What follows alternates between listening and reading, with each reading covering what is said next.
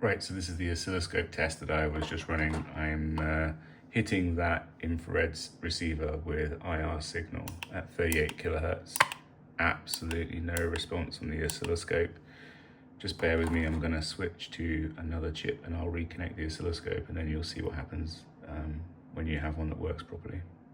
All right, I've swapped them over and you can already see the oscilloscope is picking up occasional IR and that makes sense, you know, there's infrared naturally occurring in the room. But let's hit it with a proper signal.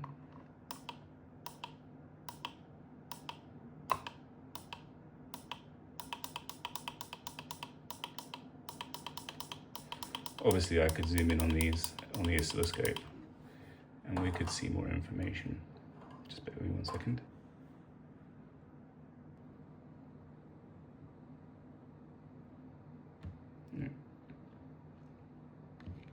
So there you go, you can see our lead in, that's the long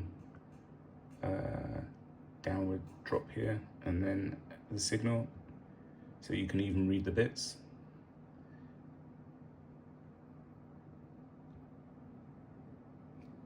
Nothing off of the other components at all.